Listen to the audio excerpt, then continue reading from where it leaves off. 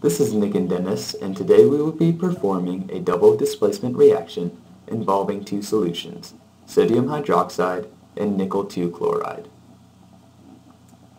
A double displacement reaction is classified as a reaction where two compounds are mixed, and the negative and positive ions of these compounds are exchanged with one another in order to form two new compounds.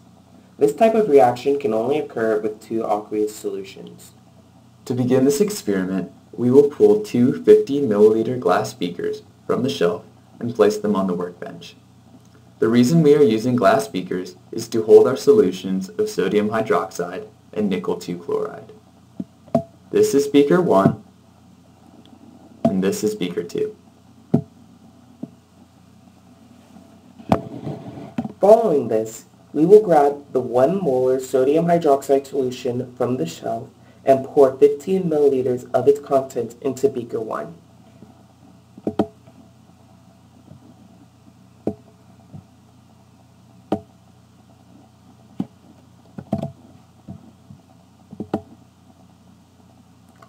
Next, we will grab the 1 molar nickel 2 chloride solution from the shelf and pour 6 milliliters of its contents into beaker 2.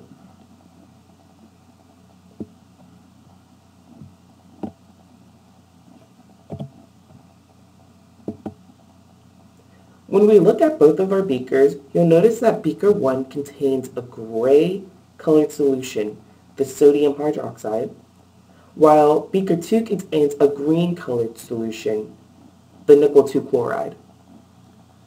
In order to complete this reaction, we must pour all of the contents held in beaker 2 into beaker 1. As the reaction finishes, notice that the products include a gray aqueous solution with a green precipitate.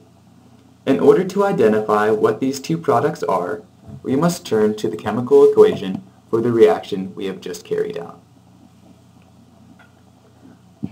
Because this was a double displacement reaction where the positive and negative ions of the reactants swapped with one another, the products of this reaction are aqueous sodium chloride and solid nickel 2 hydroxide.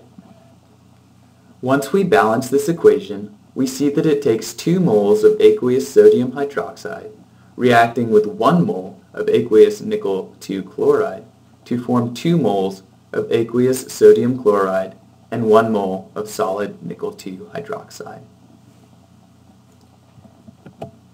Now that our experiment is over, we can properly dispose of our material by dragging it over to the waste bin.